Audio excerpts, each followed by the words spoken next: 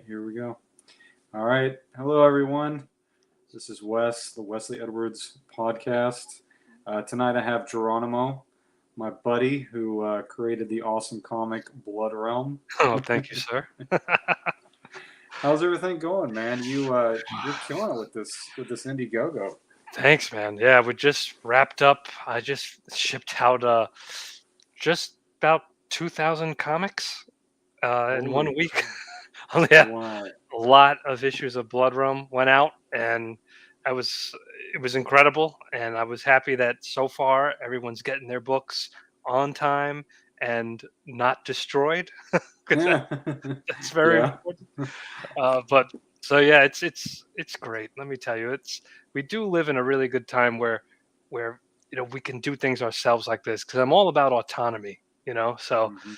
I'm loving this. It's exhausting, but I I just wouldn't want to sacrifice it for anything else. Like this is great. So the last time I talked to you, I think you had just started the comic series. I think it was a couple of years ago. I think it was before COVID, right? I definitely was before COVID. Yeah. Yeah. So when did everything start to really take off for you? Because I posted a link to the Indiegogo in the description, but Oh, awesome. you hit 17,000? Is that just on a single floppy? No, so that's for Okay. 3 floppies. So it's the whole mini series of Wrath of Kings, which is the fourth volume. In the next chapter in the Blood Realm series. So you'll get 3 issues and then a variant. So you get a nice amount for backing just the Wrath of Kings tier, the basic tier. And how do the tiers go? How did you set up your tiers? Well, we got it where I mean, before I had a lot on when the campaign was live. We're currently in demand right now, but I had it where you get the basic floppies, and then I have it where you can get a sketch card bundle where you can get your floppies and I'll draw any character you like. Uh, Hmm. all different stuff. It even mixes it with my other comic Wirehead, which is a sci-fi Right. horror novel, Uh huh. so graphic Yeah. novel. So I did like a bundle for that. So Uh-huh. So has it just kind of blown your mind how successful the Indiegogo has been for you from like yeah, the start this to where it is now? this is crazy. I mean, I never Yeah. I never expect anything to get this high. You know what I mean? So it's like, wow. Uh-huh. And look, I know I've seen people who hit way higher than 17, but for me, 17 is like, wow. It's like, Yeah. holy smokes. So I'm thrilled, and it's the readers are fantastic, and it also enabled me to do a map. So that was the Oh wow. most requested uh, perk. Everyone wanted a map of the lands of Mordrin from Blood Realm. So I was like, how the hell am I going to do that? So I Uh-huh. really had to find the right people, and this company, Geekify, were fantastic. They did an unbelievable high quality scroll map with a little leather strap to. Oh, Oh yeah. it's ridiculous, and the people wanted it and they backed it. They wanted that map, so I'm honored. Some people framed it. It's like so crazy. Oh Yeah, it's, wow. it's really crazy, but it's awesome. It's great. I'm having the time of my life. So I'm a freelance illustrator, and I Mm, find I think we talked about this last time, but it's in some ways it's a race to the bottom when it comes to a lot of freelance illustration stuff. From hmm what I can see from the level it is that I'm at, right?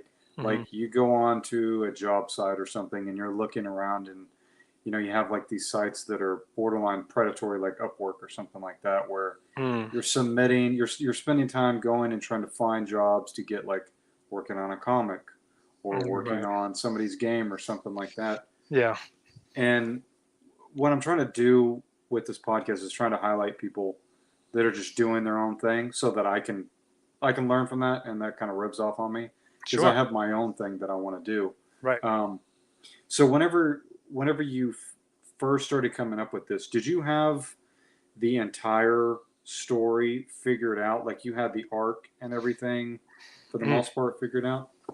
So the first one, it was just going to be a one-off. I had ideas of where it could go, but I was like, all right, I just did a one-off volume. It was, I think it was like 64 pages or something like that, Okay. and it was a little slice of this little dark fantasy world, and that was it. And then when I submitted to comic book publishers, and then when Peter Samedi of Alterna Comics, he wanted to publish it. He was like, "This is great." I was like, "Oh, thank you." He was like, "But uh, there's going to be more, right?"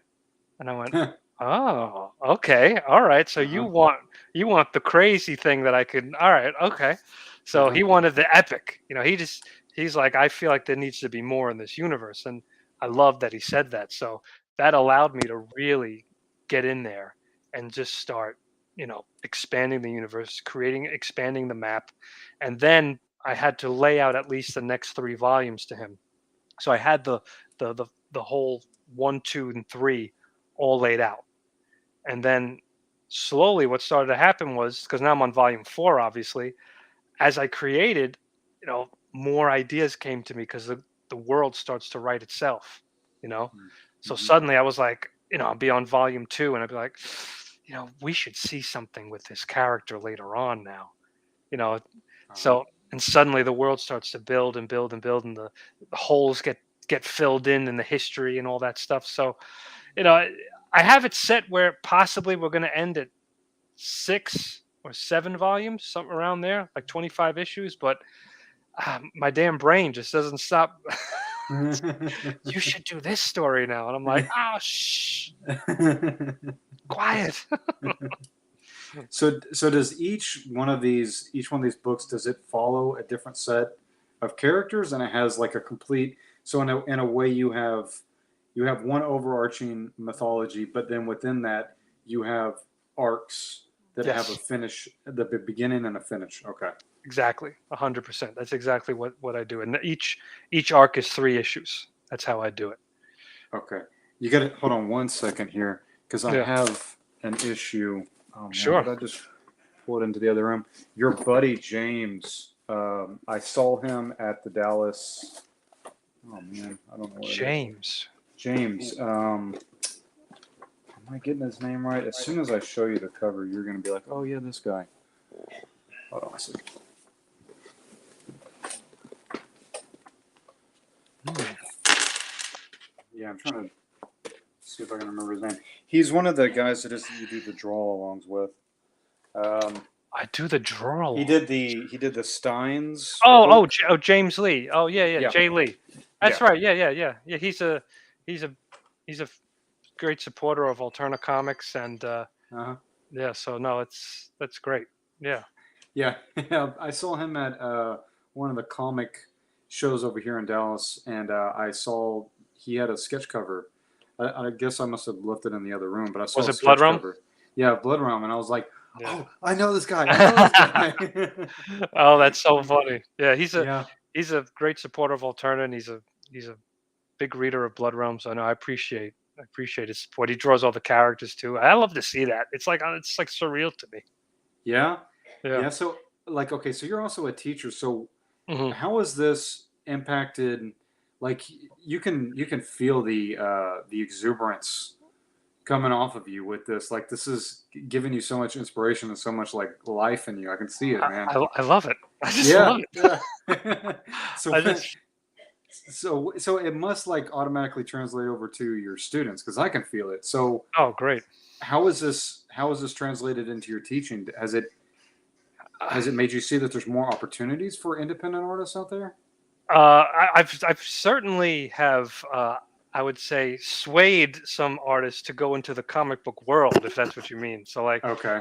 and because like I just feel like a lot of teachers just teach the same boring stuff and not the stuff they love, and it totally comes out. If you don't love what you're doing in terms of like the subject matter or even just making a story, the readers are going to know right away that this guy is just he's bored, he's not Uh into huh. this. Uh huh. So and it took me a while to realize that you can't chase trends, because by the time you did your thing, you created it, the trend is over, and it's not really your voice. You're just trying to fit in with a group so you can just get in and like hopefully be seen. But really, at the end of the day, it's what are you sketching for fun? What are you doing for fun? What are you writing for fun?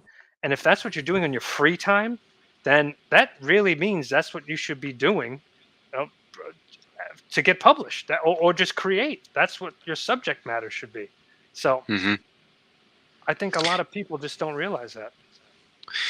So whenever you first, I feel like one of the biggest hurdles for me, well, for one, is getting a cap on the story as far as like getting something set to where it is that it's not constantly ballooning out of Mm, proportion, right? yeah, So right. that's That's one common. thing.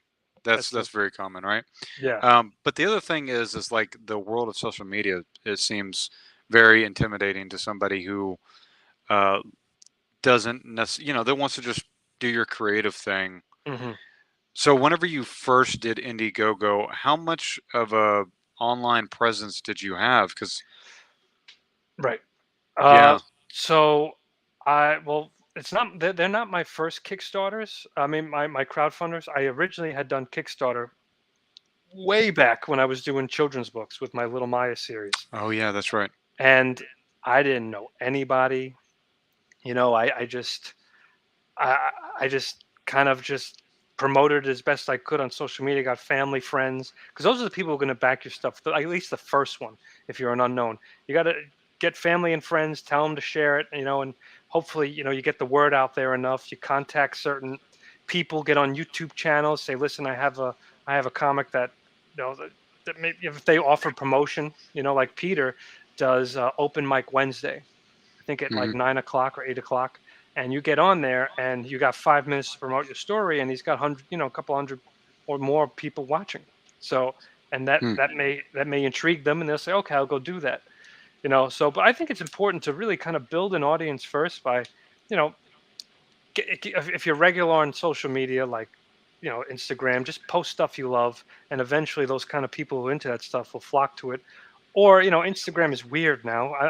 My it's so strange. I used to get, I'm not bragging, like I used to get like a couple of hundred likes. I've dropped to like 80 if I'm lucky. It's like the algorithm. I can't. I don't know what happened. And you could. The proof is like you go into my history. Hmm. I just I don't know what happened there. Something's going on. Hmm. So I find YouTube is the best. I found a trick with Instagram to get more likes. It's real Oh, simple. please tell me. All you got to do is put your credit card information in, and then all of a sudden, Weird. all of a sudden, it's so weird. Who would have thought? Yeah, I know. Wow. Well, see, that's the thing. That's the thing. And Yeah, it drives me crazy. it's really weird because like the content creators are what created Instagram, Yeah. and like the art is so Instagram is such an awesome platform, hmm especially for what it is that we do. And I don't know. I can't tell if they've sabotaged it I think so. or you think so? Do you think Yeah. that it's going to be replaced by something or? I don't think it's going to be replaced, but I think they sabotage it in terms of they want exactly what you said. They want your money. So Yeah. and they know they hold the gates. They hold the pearly gates to all those people who are in their feeds. I mean, I have Uh-huh. people who follow me who don't even see my stuff. They follow me. They're like, "Oh, Yeah. I don't see anything you post." It's all because they're not interacting enough. There's some people who follow me who just they don't hit like. They just follow me. That's just them. People Hmm. interact with their social media differently. I Hmm. don't. I'm victim of that too. Oh, not victim, but I'm guilty of that as well. Yeah. And if they don't interact, I don't appear. It's not cool. Yeah. I don't like Yeah. it. But with YouTube, I do weekly draw streams on my YouTube channel, 8 p.m. Eastern, every Tuesday night. And I get on there, I draw a random creature. Sometimes I change it if I have something going on during the week. I have to change the schedule, but I think YouTube is the best source of promotion right now. And I think it's the best way to directly interact with your potential readers and all that stuff. And supporters. I find that to be the best. So these weekly drawings, it's just you hanging out, or you got your buddies that you were drawing with as well? Right now, it's just me. Back I was having readers jump on, and Hmm. like Jay, and then I would have other alterna guys jump on at the same time. But now what I'm doing is I'm kind of just focusing on just me interacting with the readers right now, and I would save those for special events. Hmm. This way it could be I don't know. I think a little bit more intimate time with my readers and people who want to see me draw, so I could kind of just focus on talking to them. Sometimes I notice when they have so many people in the streams, it gets a little convoluted and the conversations kind of stray. So I think Hmm. there's a little bit more focus to it. So do you think that so whenever you put out the Blood Realm comic, that was obviously whenever your audience started to really solidify. Hmm. into what it is now. Like, so before you were doing, I remember you were doing your fan art stuff and Right. whatnot, and it was bringing people to you. It was a Yes. magnet on the social media, but it wasn't until you started doing the YouTube videos and started doing the Blood Realm that Yeah. it became more of like an engaged audience. Would you say? Yeah, I would say. I mean, it certainly helped, because of course Peter has, he's an incredible publisher with Alterna, and he has an amazing relationship with his readers, which is why I wanted him. I gave it to him. I chose him to Hmm. to publish it. Out of the other people who had replied, because I loved his interaction Hmm. with his community, and I think that is something that's lost in a lot of the comic book companies. So that was refreshing to me, Yeah. and so that's why, well, that really helps. So his relationship already was a good way for me to interact with other people, because I'm the same way. So I just like the community he had created. So that definitely helped, and of course it helped that people actually liked Blood Realm. And if they didn't like it, then I'd be in trouble. Yeah. Dude, it's super. I mean, I only have the first book. I feel guilty saying that. I'm a huge fan of your art in general, though. Thank you, I haven't gotten around to getting all the books yet, but it's fantastic. I mean, the thank you. first book is just it's so badass. Like when I saw it, it had been a while since me and you had interacted, or Hmm. since I had looked at anything Blood Realm, and I looked at it and I was like, oh yeah, this art is it's so good because it's you. I remember we were talking. I think the first time I interviewed you was on my blog. I think it was a written Yes. interview. Yeah, and we were talking about like inspirations, and you were saying Sergio Topi. Is that Yeah. how you say his name? I think Yeah, it's Topi or Tapi. I'm not sure. yeah. I Yeah. mean, I have one of his books too, and you can see the influence there, Yeah. and then you can see some of the darker influences, obviously as well. Hmm. But you have your own spin on it. Right. It's not. Sometimes when we look at indie comics, and I'm not trying to disparage anyone, No. sometimes the work isn't there all the way there yet to where it Yes. it Absolutely. doesn't solidify that idea. Yes. But with your work, there's so much visual storytelling going on Hmm. just in the way it is that you draw it. I fucking love it, man. Oh, It's thank you, really brother. cool. I Yeah. appreciate that. I appreciate that, man. No, it means a lot, because it's I draw the way I want to draw, and I used Yeah. to think I had to please other people, and Yeah. and just to get work, and then eventually I was like, you know what? I want to tell this crazy dark fantasy story. I want the whole thing to have unconventional panels, and sometimes comic book panels, and then go unconventional and just go crazy. I just want to go crazy and have fun. And Yeah. ironically, that's the thing that got me published, was the thing Wow. that I was kind of suppressing, and like Yeah. thinking, like, who's gonna want this? Because like Yeah. I always craved to do the fantasy, and the dark fantasy rather, and the horror. That's always Uh-huh. been there. But I thought, well, I'm not. Who? No one's gonna buy that stuff, so I'm just gonna have to do children's books. And as much as I love my children's books, I'm actually gonna do an Indiegogo to reprint those. But Mhm. you know this is me. This has always been there, lingering. You know what I mean? And you have to Mhm. think about what inspired you to make art in the first place. And Mhm. for me it was like Clash of the Titans with that Medusa scene. It's Mhm. Greek mythology, and even stories of Saint George, and with fighting the dragon, and certain video games, all dark fantasy, horror, and all that stuff all meshed together. It's stuff I loved, and I realized, like, oh wow, I'm drawing that stuff as a kid, and then that's what I'm drawing now in my sketchbook. Why the hell aren't I doing that? You know, Yeah. and Have you that played was the Elden Ring yet? realization. Oh, of course I have. It's hard as hell. Oh Yeah. God, dude, I've played every Souls game. I'm a massive Souls fan, Yeah. but this one, when I stepped out and I saw how massive the world was, I was like, oh boy, I don't know if I'm mentally ready for this, because Yeah. I already spent like 300 hours in the other ones: Demon Souls, Dark 1, 2, 3, and then Oh my Bloodborne. god. I was like, Uh-huh. I don't know. I started to get like, I was like, shit, I can't mentally take it. But my favorite one is Demon Souls. I love that one. I have that on the remake on the PS5. I was playing that last night. Oh, it's so good. Was that because that was your first Soulsborne experience? I think so. That was my first Soulsborne, obviously, but I think it's just so tight. I just feel Okay. it's just I like how it's just the story's a little bit more cohesive. Obviously, Mhm. is this still stuff you have to figure out, but there's a more centered plot around it, and I like the unique worlds, the hub world, and I like that it's not as long, so I replay it. For me, Mm. it's like Mhm. I like that it's like it's old school because like I would beat a game Mm. on 64 or even like regular Nintendo, but then I want to go back into it. Mhm. Mhm. So I Mhm. don't like when games are too long for me personally. I like to just jump right back in. Mhm. Yeah, that's something that games have lost sight of. Like, I'm still waiting for people to catch on to this idea that we don't need a game that's a mile wide. We need games that are mile deep. You know Uh, what I mean? 100%, Yeah. 100%. And I think that's a huge problem. It's like, they just see, all right, let's just shove stuff. Here's your points. You got to go here. And it's just like, come on, I got things to do. Don't waste my time. You know what I mean?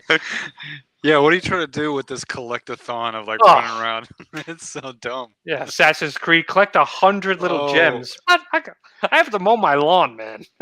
dude, how bad did they screw up Assassin's Creed? Assassin's Creed 2 and the Yeah. trilogy of Ezio was Amazing. fucking awesome. Incredible. And then I didn't play 3 or 4. I heard that those were pretty good, but Yeah. somewhere along the line they're just like, "Hey, let's just."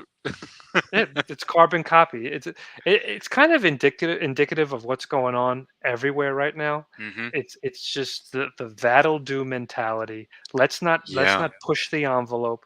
Let's Uh-huh. not go crazy. Let's just that'll do. That'll do. That'll do. That's Yeah. all. That it's in movies. It's in comics, mainstream for sure. Yeah. Forget Uh-huh. mainstream. That's like dead to me.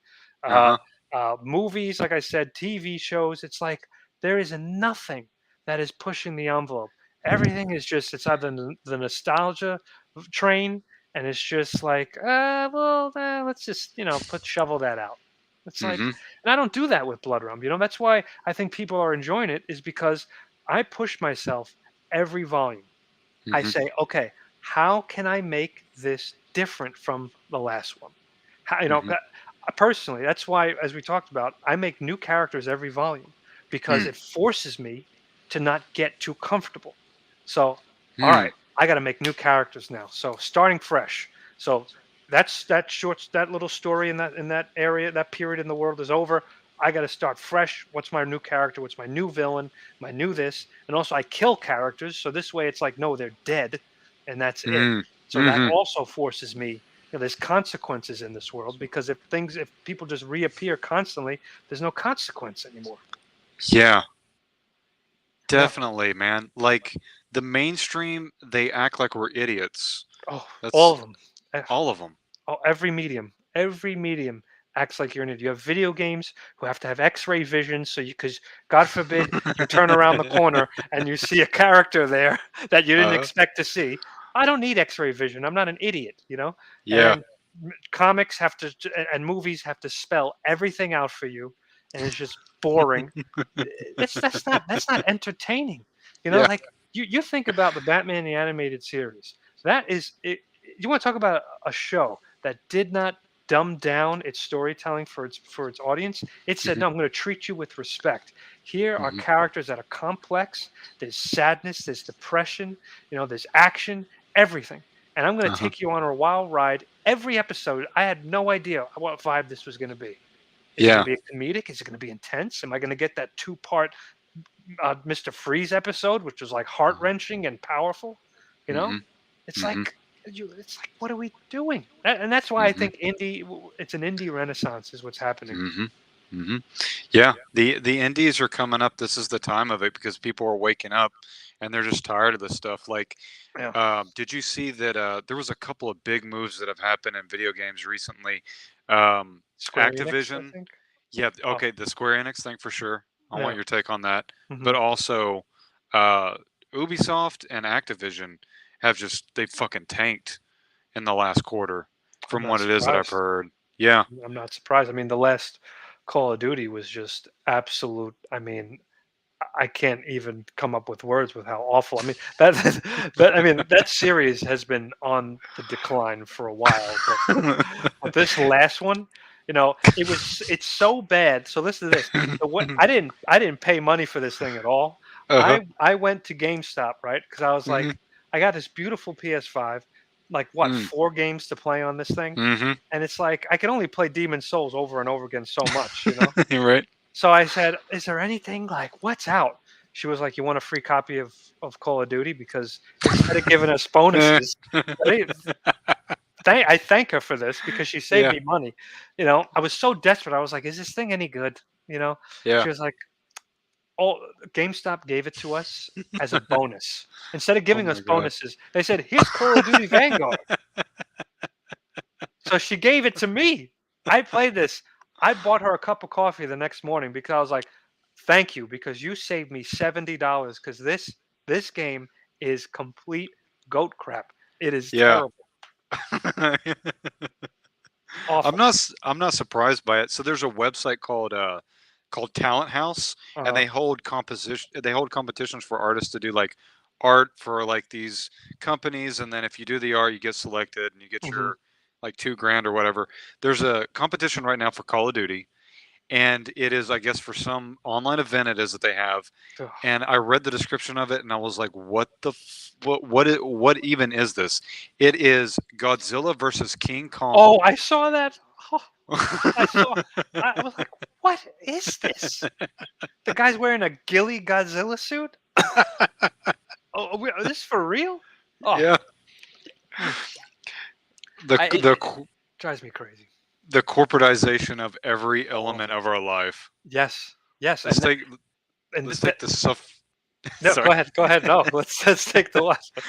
Let's take the suffering that people go through and the most horrible thing ever, and let's put Yes, a Mountain Dew logo on it. yeah, yeah. It wouldn't be complete without the Mountain Dew logo. No, of course not. Oh Oh, God, it makes me think about because James O'Barr, who created The Crow, was a big influence on me because okay. his art style is his own, and he similar influences, and also he made The Crow for himself, and ironically that's what got him published. He was just Hmm. making this book to just kind of deal with things, Hmm. and uh, when I don't know which company it was, they got a hold on they wanted the rights for it to make it a movie, Hmm. and before it was the Brandon Lee film, he went into the studio meeting, and they said, Hmm. "Okay, listen, we're going to scrap the film idea, we're going to do a musical." And he sat there, was like, "Wait, you ready for this?" They were going to approach Michael Jackson as the lead. What? I swear to God, dude, you could watch the interview. He said he nearly fell down in tears, crying, because like, what have I done? And Oh my what god. you're taking something that was so personal to me. You don't even care, and you don't even see it. You're so messed up with your corporate brain. So it wasn't until Alex Proyas, that director, got involved and said, "Hell Yeah. no to the musical." But you imagine that was on the cards. That was in the Yeah. cards. That was on the table. Something deeply wrong. So, and that's the problem with all of the mainstream and all that's going on. And that's why I do all this stuff on my own, right? Yeah. Obviously, Peter publishes it and prints it, but I do these Indiegogos so people, hey, do you want a new volume? Yes, let's fund it. Let's do it. Let's rock and roll. I'll get all. What kind of goodies do you want? What kind of T-shirt do you want? Tell me, and I'll put it up there. So that's what I do. I want to hear from them. I want to hear from the readers. What do you want? What kind of perk do you want? What kind of stuff are you craving from this universe? I will see what I can do to get it done.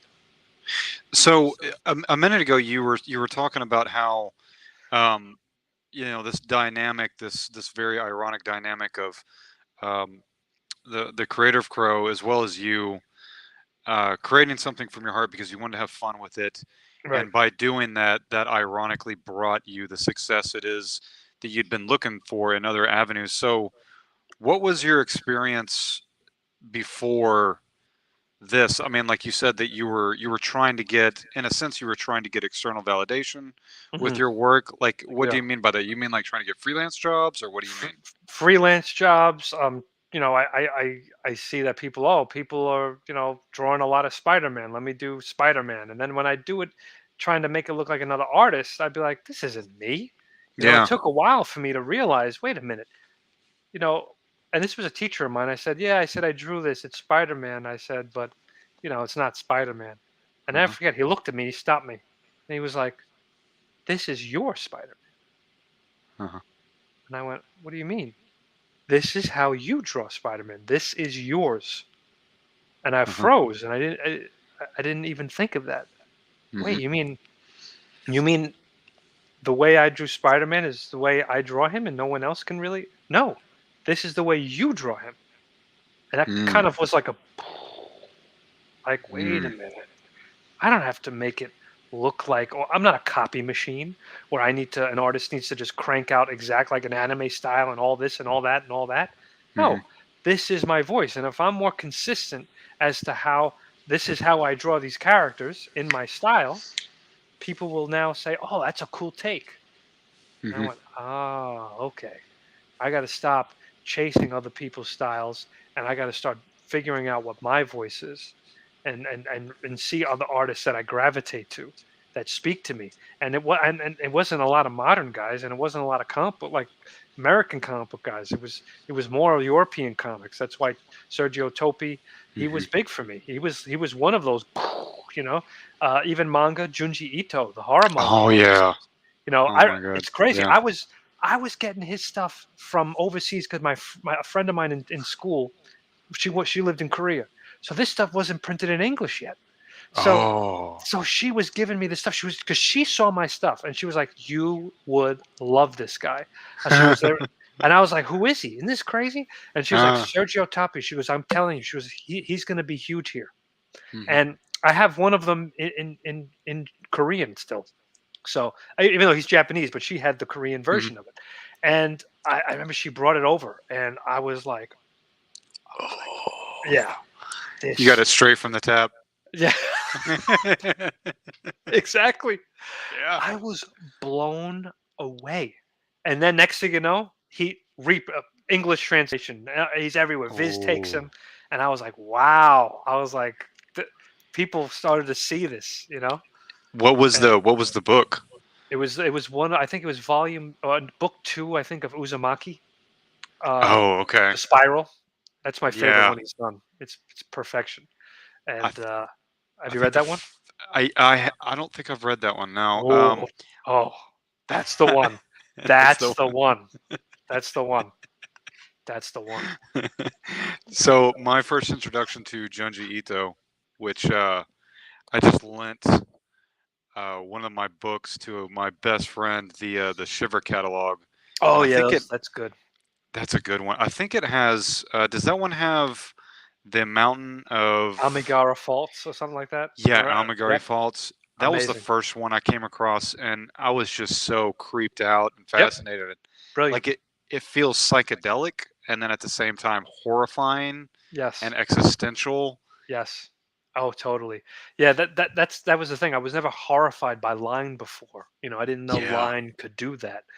Uh So huh. I was looking at Sergio Topi, and this is when I'm trying to figure out my voice. I knew I'd like to draw monsters, and my sketchbook was just filled with weird beasts and creatures and Uh huh. shapes and all this kind of stuff, and just patterns. Because I love to make patterns and line work whenever I would warm Hmm. up. And Sergio Topi would incorporate his patterns in his designs of characters. I was like, it's Oh really yeah. neat. Hmm. Why don't I do that? And then take the horror element of Junji Ito, and I literally just mixed in a pot and sprinkled a little Mobius in there, and I was like, all right.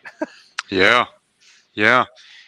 Junji So Ito is something else, man. he's a Like, machine. He's a machine. But he's incredible. And you know what I love? Because there's very few interviews with him, but one that I listened to, this was years ago before, maybe there's more interviews of him mhm. now, but he would say that, and I related to this because he said he would push himself until he's disturbed.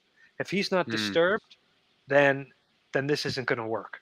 I need to see what freaks me out. I need to freak myself out, and then I'll put this on paper. I need to be uncomfortable, you know. mm, And I was like, wow, that's kind of how I felt when I would create this dark fantasy world. Like I wanted this world to feel very daunting, very bigger than me, and mhm, basically horror at every corner, but not too much like a fun house. You know what I mean? Like a horror mhm, house. You mhm, have to do it subtly sometimes, and that's why a lot of it is in the backgrounds. That's why a lot of it is in the world itself. That's why a lot of people wanted the map of Mordrin, because I worked very hard to make Mordrin, which is the land, a character in of itself. The landscape, the world is a character. Then the Mhm. little characters, they have to basically go through hell, in this world. Mhm. I put them, we put our characters through hell. How much can they take? You know, Mhm. so that's the thing with Mordred. It's like that's why. What is that castle back there? That looks really freaky. You know. Oh, but Mm. are we gonna go there? But it looks. I don't really want to go there. But is there gonna be a Mhm. story there? But there's history. You see it. And that's being a fan of history and a teacher of history. The stuff that really intrigues me is when I see ruins of ancient civilizations. It's like, Mhm. what happened here? You look at the Colosseum, which is obviously famous, but you think about all the blood that was spilt there. Like we can't really grasp how much buckets of blood would be spilt daily at that place.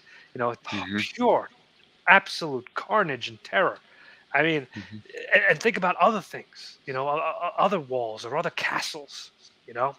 So Mhm. that stuff fascinates me. And that's what I kind of sprinkle into the universe. Mhm.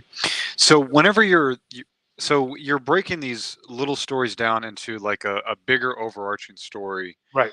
Um, was that kind of inspired by Junji Ito, like the idea of having smaller narratives? And I mean, he doesn't really. It's not necessarily that I'm saying that he does that, Right. but you like the self-containedness of stories. Yes, I personally, I didn't exactly get that from Junji Ito. That's just that's from loving horror stories when I was a kid. I Yeah. always loved, like, for instance, we're going way back. Are You Afraid of the Dark? Right? Oh There yeah. would there would be creepy little stories, but sometimes a little magician character would reappear again. You know what I mean? Oh yeah. Stuff like that, where it's not this big giant Marvel nonsense universe. You know what I mean? Uh huh. Not nonsense, but you know what I mean. Like filling it with all this stuff. No, it's like that little reference. That's all you Uh need. huh. You know what I mean? Just subtly, or like a character now is the ancestor of that character. All these little things, or maybe one character had prolonged life, long life, and he existed for a couple of centuries. You know what I mean? But now, like, what does he look like now? Stuff Hmm. like this, just stuff like that.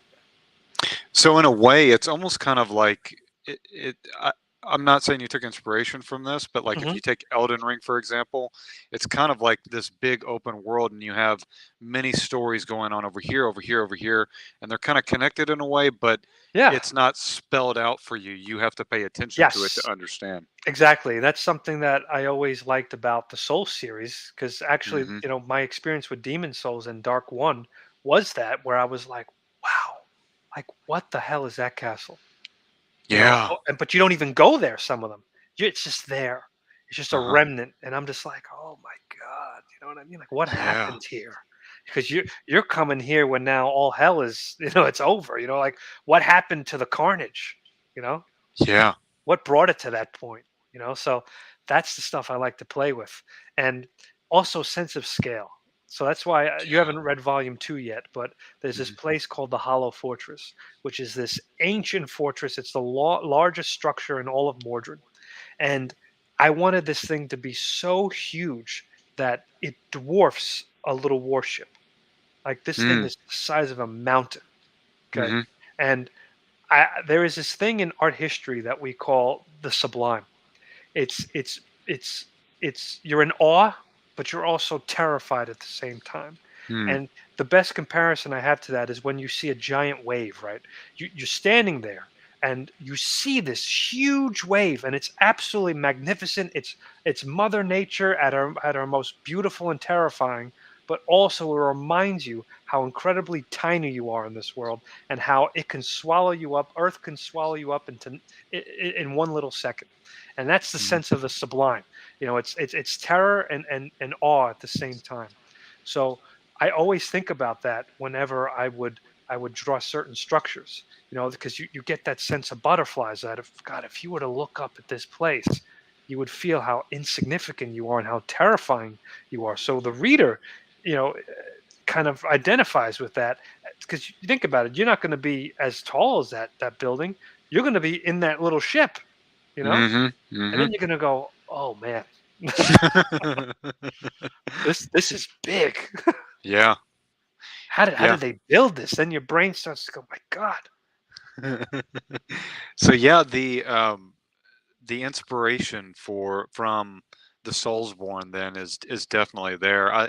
What I love about the Soulsborne games is like you're saying, the implied story, the Yes. story that's not spelled out for you. You know, you have Hmm. you pick up items, and the Yes. items tell you some cryptic part of a story, and it all those Yes. things Hmm. makes it feel old school, and there's a deeper connection you get to it, Oh yeah. even if like I said, you know, I only have the first issue, but going through the first issue, I already feel a deeper connection with it than when I go and I've picked up like something from a mainstream, and it just feels like, you know, you're either trying to talk to me about your whatever view on the world or whatever, you know, Oh you're God. 100%. trying to moralize to me about something. Yeah. Um, but it's a deeper human connection that you only get through art. It's like, oh, this person gets they Well, yeah. get something, and we see things the same way, but it's a very subtle nod. Yes. And me personally, and this is also my approach, and I think it comes through in the story with what you're saying, Hmm. is because I don't use a lot of I use dialogue when it's necessary. The dialogue serves the art, not the other way Hmm. around. And I Yeah. think that's the problem with a lot of comics is that it's all about the words, right? Is the prime thing, and everything needs to center on that. I don't work that way. I actually draw everything first. Oh You know, wow. I know what the story is. I know there's certain scenes and beats that I want in there, but I put my words later because I want to make sure I can tell this story cryptically, effectively, hauntingly with my pictures because I believe it's a visual medium. And I think if we put all of this dialogue and script writing and all that stuff, which is cool, you start to lose the spontaneity. You start to lose the focus, which is, this isn't supposed to be all the time a movie in panels. This is also Uh-huh. supposed to be comics, which is its own medium and it's visual. Yeah. It is a Yeah. visual medium, and we lose that. So I have my words serve the art, and I think Mhm. that's why it feels a little bit so cryptic because I allow things to breathe and I allow moments to happen in the background where you're like, "What the hell is that?" Oh, he didn't give us a whole point of view of like what that is, and then no, sometimes that's just to make you feel a certain thing, you know. Did you? I know they did some comics on the Bloodborne series. Were they any good? I I remember them. I Yeah, go remember ahead. picking up one issue, but I think that I think there was an issue of something along those lines of like maybe using a little too much dialogue or something like that. Yeah, yeah. It's like personally, I did check it out. It was cool. It was. I actually I read a lot of the Dark Souls ones first, Hmm. and it missed the point of what made Hmm. Dark Souls so amazing was the cryptic haunting nature. They're Hmm. writing them as if they're modern comics, and Yeah. for me, when I experienced Demon Souls for the first time, this felt like it felt higher, the artistry in terms of the Yeah. design, not just the mechanics, the visual aspect of it. So when you're sticking to like normal everyday comic book formula for that kind of series, I felt no, this it's like Blood Realm-ish vibe should have been Hmm. with that. You know what I Hmm. mean? You should read that, and it should be an experience, not just Hmm. your average comic experience. You know what I mean? Yeah, absolutely. It's really interesting, the dichotomy between the way it is that the West and East communicates, I guess, in a way. Yeah, I mean, I guess that's what it comes down to because, like, I feel like you can see that in many Western mediums or our takes on the sure, mediums sure. for sure, right? And then you look at like the Bloodborne series or the Dark Souls, and you see the Hmm. subtlety and the way it is that they communicate things, or Junji Ito, and then you go and you try to find horror comics. Oh, Like, I mean, you're my favorite dark fantasy oh, comic thank you, artist, man. American, period. Because honestly, like you go and you look for like horror or dark stuff, Oh, and you're just like, none of this stuff is like nope. good. A I know lot of it exactly. is just really Lackluster. Where's the horror? yeah, Where's the dark fantasy? Like right. do you have any idea what the genre is that you're writing and drawing? I Hmm. would get so frustrated, man. Because when I was doing research before Blood Realm, I was like, all right, I would go to my local my comic book shop, and I said, all right, what's some dark fantasy horror stuff? Hmm. And they were like, well, nothing modern. I mean, and I'm looking like maybe this, maybe that. They give me some image titles, and they gave me Yeah. Northlanders, but I was like, this isn't what I'm talking about. You know what I mean? Like, Yeah. no, and I'm looking, and it wasn't until I was looking to European comics. I would look at the European masters. I don't know if you know Ledoit. I think he's a French guy. Mm-mm. Ledroit. I Mm-mm. think he did the moon, the Black Moon Chronicles, or something like that. Okay. Insane. When you see the artwork for that stuff, your mind's gonna explode. It's just there's a sense of illustrative quality and artistry to them that's totally different. Everything was so damn clean with all these modern comics, and it drove me crazy. Like, I want to see the hand of the artist. The only thing that's digital in my work is the coloring, is Okay. the red coloring. Everything else Hmm. is all traditional. I do Mm. that with brush. I do my fingers sometimes. Like, I want to see the hand of the artist. I leave my certain mistakes in certain ones, because I'm not going to go crazy and try to edit every little freaking thing that's not perfect. Sometimes those little mistakes is me coming through with my line work. Hmm. So, I think that was the problem. I was looking for something that connected me more to the creator, and everything Hmm. was just so commercial. Do you think that? Let me look that up real quick. You said the Black Moon Chronicles. I want to see this Yes, guy. I think that's the name. Do you feel like that is a consequence of? Is it a consequence of the digital medium, or is it a consequence of just this kind of corporatization, kind of design by committee kind of thing? It is that companies, because I feel like I see some digital artists. I mean, obviously a medium is just a medium, but Mhm. like there's some artists out there that fucking kill it with the digital medium. Oh You know yeah. what I mean? Yeah. Oh yeah. Yeah. I think the problem is that, it's just what you said, the corporatization. I just think these people just don't know uh, what it means to take risks creatively, you know. Hmm. And I took a bit.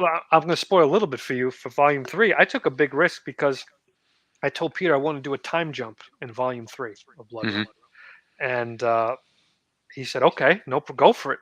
So I said, "Okay." So originally, my time jump was just a couple of 100 years, right? And I said, "You know what? If I'm going to do this right, I need to go 2000. Okay. Yeah. Give myself more work.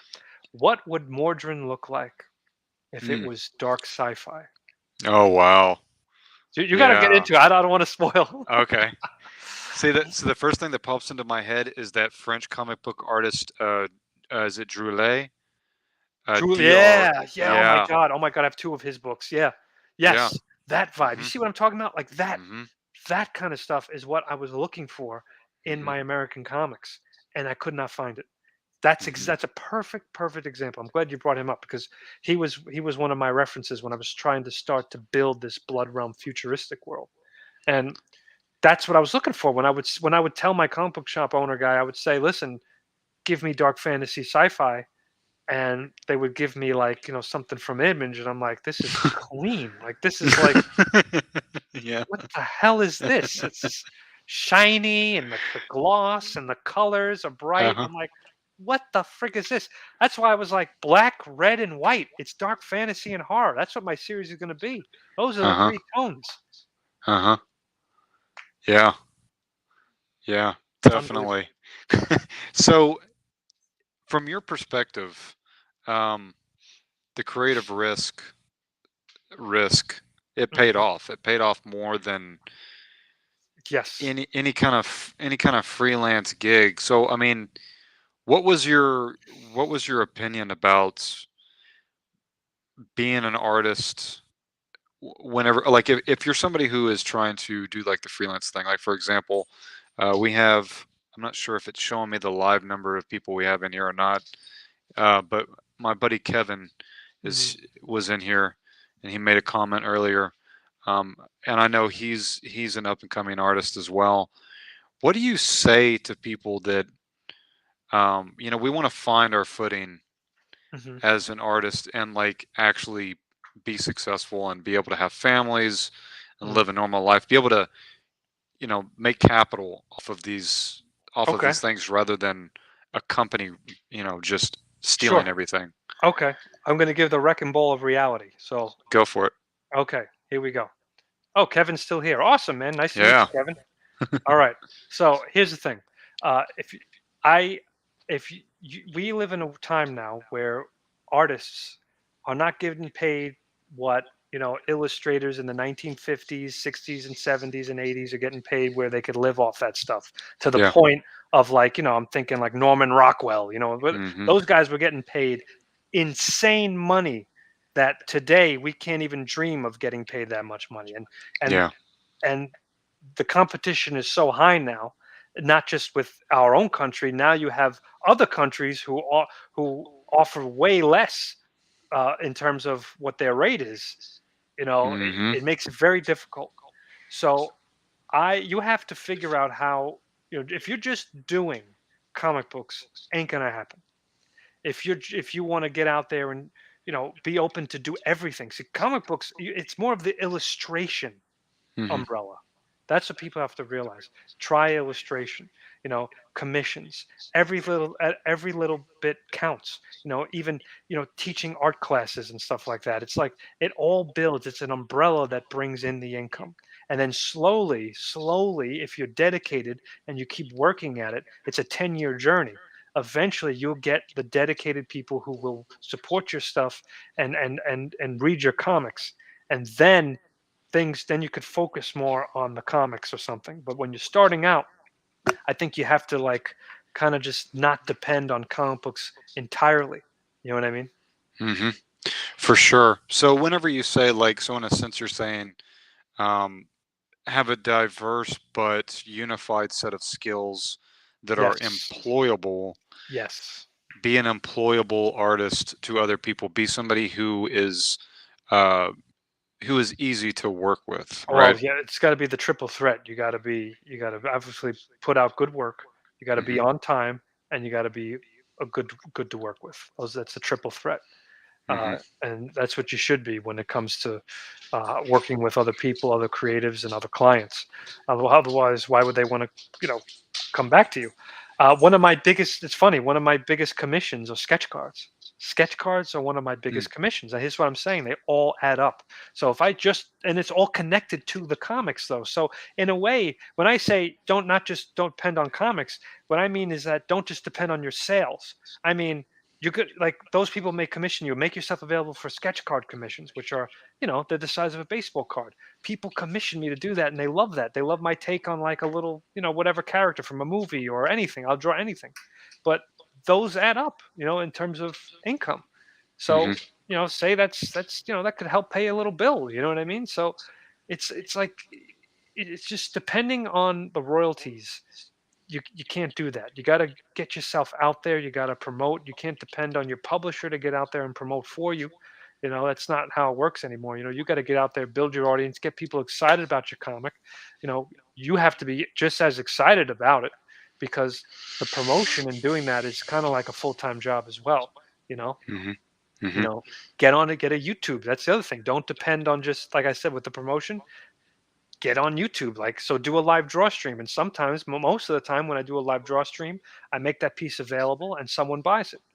So another little thing. So it's like all these different avenues that you can do, but Hmm. you have to give it time. It's not going to happen overnight. So many, even my students, you know what I mean? Like they're at it for 1 year after they graduate, and they're just like, "Ah, that's it. I'm hanging the pen up. I'm done." I'm just like, wow. I was like, you have no idea. Yeah, that is very true. I mean, I started to take my illustration stuff pretty seriously when I want to say 26, 27. I'm 36 now. Uh-huh. These last couple of years have been whenever I've started doing freelance full time. Yeah. Um, and I have to find ways to like it is it's a very difficult path to take because you have to always be creating the next thing. You have to service other people with your skill set, but then you also have to create the next thing that's going to keep you at that's going to be current with your skill set. So whether that's, like you're saying, like a comic Right. or whatever. So my approach to it, and maybe you can give me your opinion on this. I'll show you some stuff here in a minute whenever we Hmm. get down here. But I have my own comic that I'm writing, and as I'm writing it, um, I am doing like character concepts of the different characters, so I can fill that out as a portfolio piece to get character work. So I have a pretty solid. I'm slowly building the character design Hmm. portfolio portion, and then I have my illustration side. And then eventually, when I get to the point where I'm done with the character stuff, do a couple of environments. And Yeah, so that's now good. I have a nice little rounded portfolio of work. Sure. Um, I guess the part for me that gets discouraging is I do have clients and whatnot, but there's always kind of that anxiety in the back of your head of like somebody not having the funding or something falls through, and then you have to go out there and hustle again. You know what I mean? Well, the hustle never stops. Yeah. It never stops. You know, uh, I had to work my butt off to hustle and get the amount of money I got for this Indiegogo, and I'll have to do it all over again for the next one. You know what I mean? Yeah. So, Yeah. it's really a question of like, you know, you, you have to embrace the hustle, Yeah. because you can't fight the hustle, because otherwise the hustle is going to beat you down. It is part of it. I'm being real, man. You know Yeah. what I mean? I know. Like, believe me, there's moments where I'm stressed as hell, and it's just Yeah. it's just the field. But the thing is, though, I love this, and if you're consistent, and you stay at it and stay focused and get involved in communities, like, the alternative comics community is incredible. And there's even the Alterna forum. I don't know if you've seen Mhm. the Alterna Mm-mm. forum. If you get Mm-mm. on the forum, there's people there who put up artwork who are saying, "Hey, I'm available for work if anyone's interested." Because a lot Oh, of okay. freelance people, they have a story they can't draw, and they're Mhm. looking to have an artist on board, and they're Mhm. willing to pay for a couple of samples. Mhm. I got a buddy of mine, because I saw something on Twitter. This guy who's a dedicated Alterna reader. He was Mhm. starting his own comic, and I just happened to know someone who was looking for work, and I said, "Hey, I don't know if the two of you could work out." And turns out it's the exact style he was looking for, and they've been working together. So, hopefully the book does Nice. well and it takes off, but like, Mhm. it's just, that's how it's got to be. You got to find the communities, and that's where it is. It's the communities. Okay. So for the independent comic scene, you would say it's the communities. Um, Me personally, I want to do my own comic, but I'm not. I don't. I'm totally down to do other people's comics. I've done some work for other people's comics, Sure. but I'm more speaking on the idea of just getting freelance commission jobs just in general. Do you think that that still comes down to like a community based thing? Like Yeah. what what communities do you think what communities would you look for just freelance illustration in general outside Well, of like Reddit? outside of Reddit, well, like I said, the Alterna Comics forum on their main website Okay. is really good. Say, hey, listen, I do commission work. Uh-huh. Um, let's see. There's sketch card communities. Sketch card communities? Yeah, Like what how would I look that up? probably on Facebook, if there's Facebook groups. Okay. There's stuff like that. Um, Also, I would check out other artists you like and see if they have a YouTube channel. Get involved in the chat. You know what I mean? Okay. And see what kind of community they have who check out each other's work. And Uh-huh. so it's like you start to. It's almost like a friends hangout, and you're Mhm. hanging out with a bunch of people, and you realize you're all like minded. And then generally what happens is like, yeah, that's cool. I'm looking for someone who could do this. And Mhm. it's hard to explain, but that's how I've seen it happen. You know, Okay. Mhm. it's usually people who make appearances and are involved in they see your name regularly. You're not just a guy popping in and then you're popping out to use Yeah. them. Mhm. So it's just getting involved in those kind of things, and then they'll be willing to, like, hey, yeah, I could recommend someone to you. Mhm. So, I've got a couple more questions for you. Are you cool with the time? Yeah, go ahead. Okay. So, I want to circle back to what you were talking about, the storytelling that Hmm. you do everything visually. I remember you told me that in the first interview that we did Yeah, yeah. because I was asking you about that. So, is your process that you sit down and you literally thumbnail it out panel by panel the way that you see it, or Yep. do you put a bullet point of things you want to happen Oh, and then bullet point thumbnail first. it? Bullet Okay, point bullet first, point then first. yeah, that's what I do. Okay. I do exactly that first. I have all the beats, the main beats, and if there's a specific scene or line that I want, then all right, I want that line. I want this said. So I'll just make a note of that in that particular scene. So like there's a scene in volume 2 where this captain yells out one of his soldiers' names, Straga, because he's commanding him to throw a spear. And I just wanted him to aggressively. I didn't even know exactly the scene yet. I just wanted that character just to aggressively order Straga to throw. I just want him to go Straga, Hmm. and just the face and then him with the spear. I just Hmm. wanted that visual. I saw it as I was bullet pointing, so I made a Hmm. note of that Straga. So there's certain things that were specific that didn't the dialogue didn't come later. That's something I knew I wanted. And then I just thumbnail the whole thing. I lay out everything. I start drawing, and then sometimes as I'm drawing, I'll be like, "Ooh, I got a story idea. Let me change this up now." You know, Hmm. I like that. That's just the way I work. I don't like working through by a script or someone else's script. I just don't. It's not for me. It feels too. I don't know. res- I just don't like it. It feels like It feels shackles. it feels too restrictive, like it doesn't have a chance to grow on its own. No, yeah, exactly. And that's why I don't ever if I write a script for something, I know I'm not meant to draw this. So that's like with Oh. Wirehead, my sci-fi my horror Hmm. slasher sci-fi character. I knew once I started scripting it, I was like, I'm not I'm never going to draw this. I'm never Hmm. going to do this. I need to give this to somebody else because I already felt done in terms of the connection to drawing that. Once if I felt I started to script it and this how it organically happened, it's not for me to. It's not for me to draw. Wow. Okay. Yeah. Okay. So, another one when it comes to copywriting, Hmm. um, how close did you hold Blood Realm to your chest before you had things copyrighted, and do you have to copyright things? I mean, you're doing it under the umbrella of Blood Realm. So did you have the first issue basically drawn out, sketched out, and then you copyrighted that? Like I had the first three issues, the whole arc done, and that like was it. illustrated and everything. Like they were ready Illustrated, to be printed and lettered, everything. okay. And then once I had all of that done and the cover artwork, it went right over to copyright.gov. That's that's Okay. that's how I do it. I keep everything until everything is finalized and drawn. I put it up. I mean, you can put it up with what you have, and then you could pay and update that particular copyright. So Hmm. you can do that for a smaller fee. I think it's like 35. So you pay 65, and then it's 35 to update a copyright.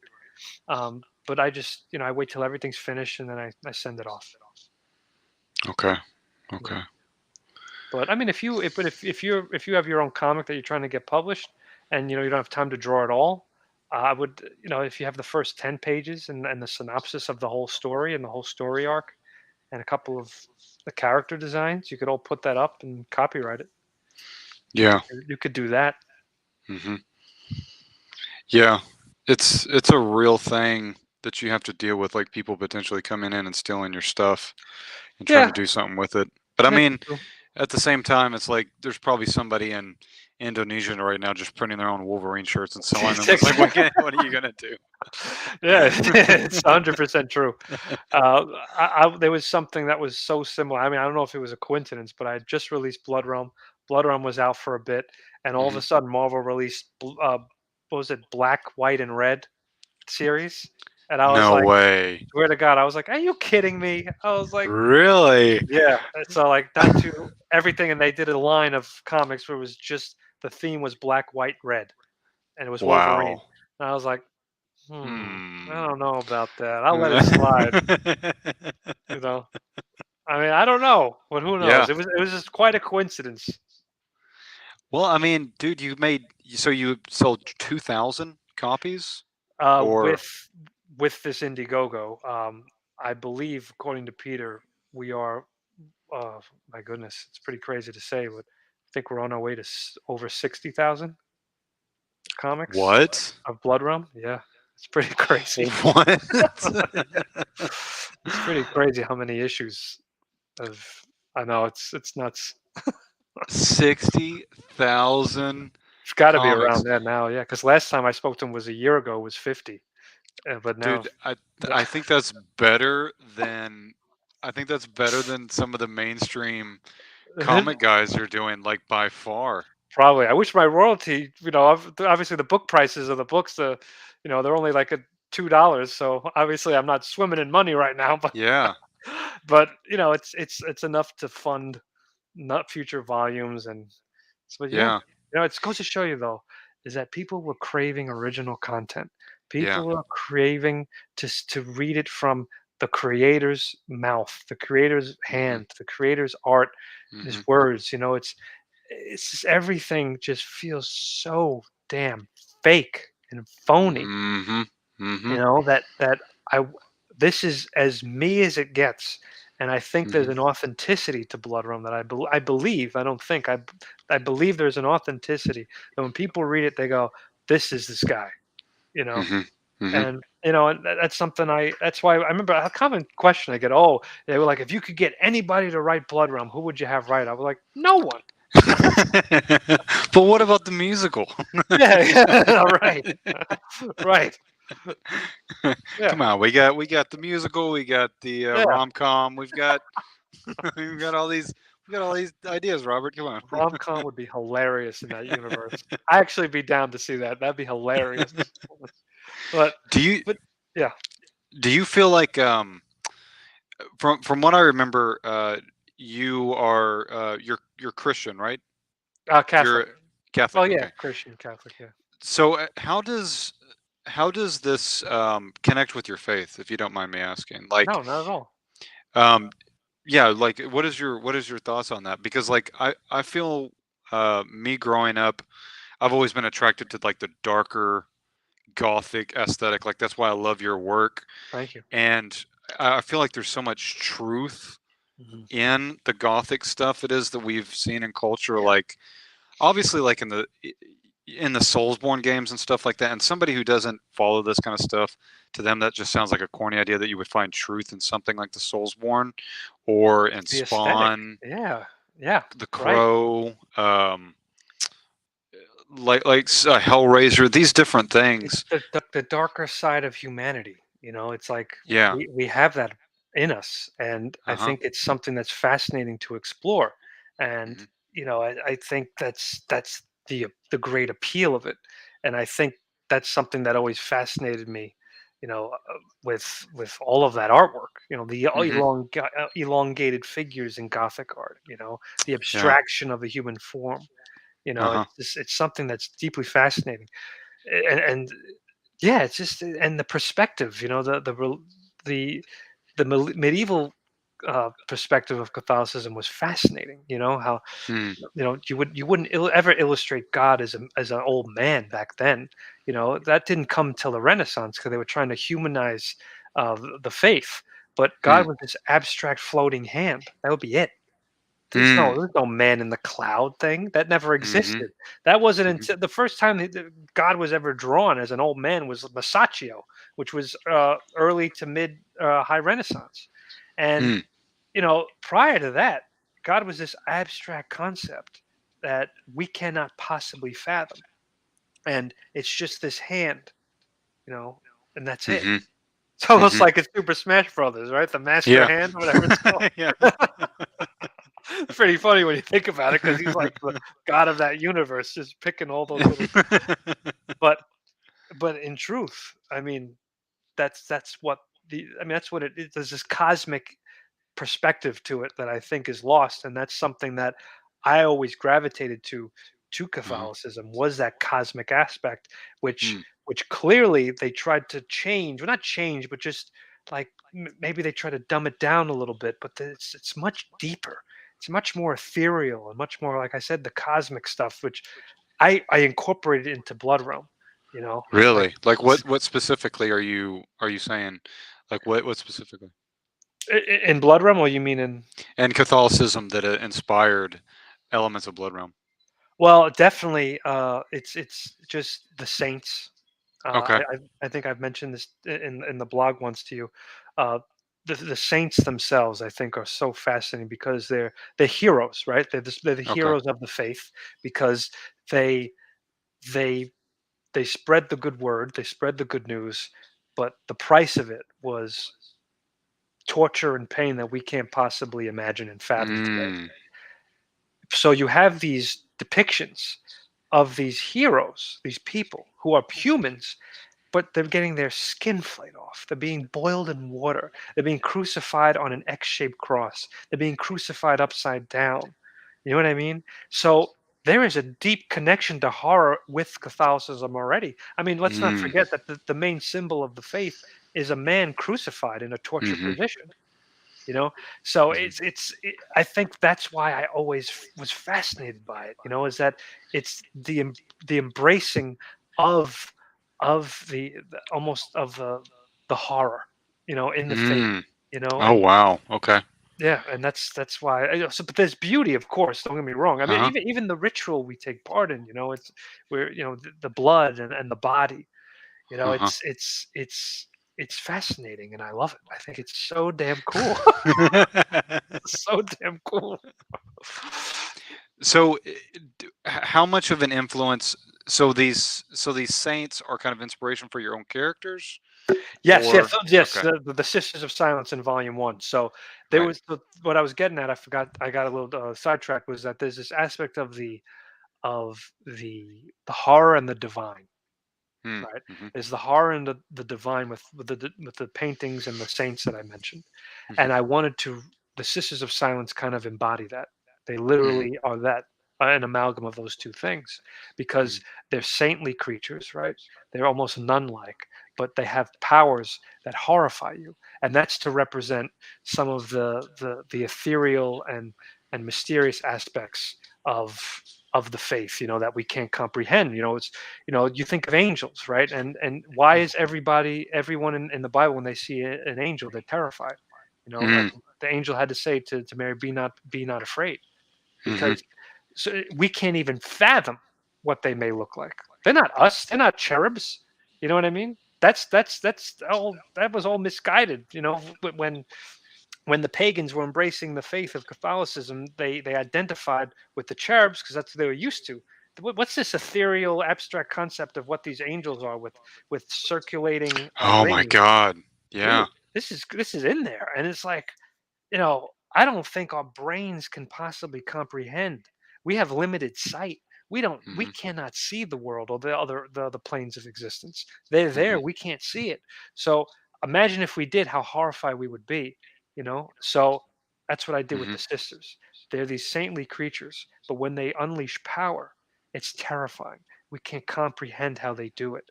And that's why the people they're feared and revered, the sisters. Mhm.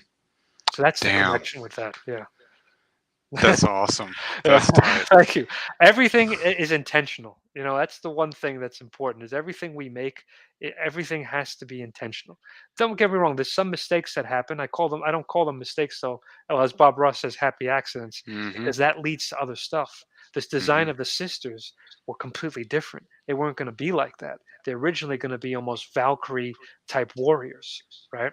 And with markings on their face, with Viking stuff and all that. And then what happened was I needed a placeholder for where the sisters would be, and I looked at them, and it was this abstract, almost formless shape, and I was like, "That's the sisters. That's the Mm. silhouette of the sisters now," and that's how the character design happened. All when I was laying things out, I had a whole different design prepared, and Mhm. that was it. Changed the way I viewed them, and then suddenly I was able to bring in, you know, aspects of the faith and stuff that I love, and bring it all into that. So if somebody wanted to like research deeper into Catholicism, what kind of books were you reading? What kind of Mm. material were you researching for Oh your boy. inspiration? Like what is your go-to Catholicism texts or Oh, writers? I love Thomas Aquinas. Okay. You know, I think he's fascinating with the seven deadly sins and all that. I think Mhm. it's really powerful. There's a lot of other books. There's another book on I don't remember the name exactly. I have to find it, maybe send it to you. But there's one about uh, monsters in the Bible, and Mm. it breaks down all the appearances of different beasts and creatures that appear and Oh their wow. significance. I have it somewhere. So that was one I was reading. When I was trying to get into like what creatures exist. So there was a creature called Leviathan. That's where I grabbed that Mhm. name too. You don't know yet, but there's a creature named Leviathan. So you Mhm. got to get on it. You got to get on it. Wes. So do you describe to the idea that I came across this really fascinating idea as I've kind of rediscovered my own faith and spirituality over the last few years. Mhm. Um, this idea that whenever we create something, we're not really creating something. We're Mm, just tapping into what it is that's already there, and that's connected sure. with this guy said it. He was quoting the Bible, and I Hmm. had never heard this before. Right. But there's a quote in the Bible that says like all of creation is done, Mm, and he was connecting that to the creativity aspect of anything it is that you do as far as art or anything it is that you do in your life. You imagine a situation happen in a specific way. hmm. You're imagining something from the end, and then you're living towards that, but that exists in another dimension around us in a sense, right? Hmm. Like it already exists. We're just bringing it into being by Sure. putting our attention on it. You know what I'm saying? Oh yeah, yeah, Mm, yeah. No, it very well could be. All I know is that I feel most connected to the creator when I'm creating. To be honest yeah. with you, that's how I Hmm. feel. So, and I don't have an exact answer. All I know is that Hmm. there's something in me that needs to do this. I don't Yeah. know the purpose of what this is. What is the plan? But all I know is that I have to do this. Hmm. I feel commanded to do this, Mm. and I just have to see it through and see what Hmm. happens. You know? So this to you is like it's not a job. It's a almost like a religious duty in a way. Oh yeah, yeah. No, definitely. I mean, this is there's nothing else also that I can possibly imagine myself doing otherwise. It's just uh, yeah, it's like I guess in a way a calling in a way. I mean, I, Yeah. I I felt this for a long time when I was young, and I don't know. Like I said, I don't know what it leads to, but all I know is that I have to do this. I have to tell this story. I have to tell stories, but specifically, Blood Realm right now is just it's very much the vehicle for me to just literally vent and deal with everything, my experiences, my thoughts, everything. It's Hmm. therapeutic in a way too, and I don't know how it may affect somebody else. Maybe positively. It could someone could read that and they could feel that somehow. Hmm. It's hard. I don't know. Um, Hmm. I forgot who said it, which artist, but he said that in my art I attempt to explain life and its meaning to myself, and Mm. that's similar to how what I was trying to say. Made me think of that Yeah. quote. Yeah. That's an awesome quote. I think Yeah. I think that's probably the best way to end Yeah, it. exactly. Dude, this hour just flew by. It I feel did, like man. we could just talk for hours and hours Oh, and hours. yeah, brother. I, Yeah. I don't want to hold you up anymore, but why don't you give us your socials? Sure. Uh, yeah. Yeah, so at Geronimo Draws. I'm on Twitter. I'm on Instagram, and it's Geronimo Draws on YouTube. I do a weekly draw stream Tuesday Okay. nights. I may not be able to do it tomorrow night. I actually have something coming up, but I Hmm. I, I will be doing it this week regardless, or I may do it in the afternoon. Hmm.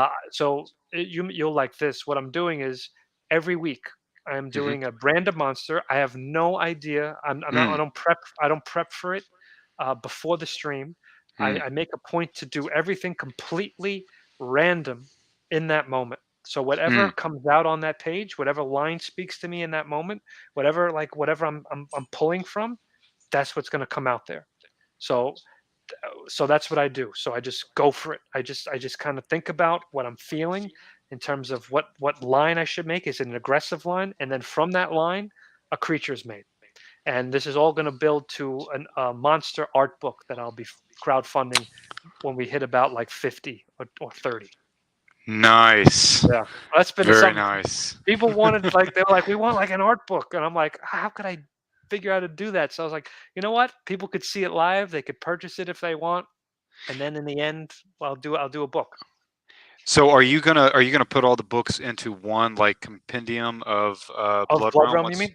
yeah. Yes. Okay. Eventually, I'm gonna do one giant thing. It won't be probably for another 3 years until I finish the Okay. entire story, but it's gonna be a massive tome. I mean, this thing's gonna be about over 600 pages. It's gonna be huge. Damn. We're already now at like 400. Like, God, what the hell are we at now? I mean, yeah, wait, we're like 400 pages now. Dude, that is insane. And we also got to get like a process like sketchbook. That would be cool too. Yeah, yeah. People want to see the process stuff. I have to do that. I have a lot of shots from my sketchbook, Uh-huh. um, that I never shared. So it's like random character drawings and all that stuff. So Yeah, yeah. dude, that's so awesome. All right, so you can check him out at Geronimo Draws on Instagram, Mhm. Twitter, right? It's the same, Twitter and and YouTube. Instagram. YouTube. Yeah, YouTube. sorry. Yeah, for some reason, that's where a lot of my readers are. They're on Twitter. I mean, I don't love Twitter. I go in there, I Mm-hmm. talk to them, I'm out. Mm-hmm. I don't linger on political nonsense. I Yeah, don't yeah. think it's a waste of time. So I get in there, I talk about, interact with them, and I'm out. Right on, man. Yeah. Cool. And you can follow my stuff, Wesley Edwards Art, on all the socials. Thanks, Kevin, for coming and hanging out, and whoever Yeah. else dropped Thank you. in. Thank you so much. You guys have a good night. Take care.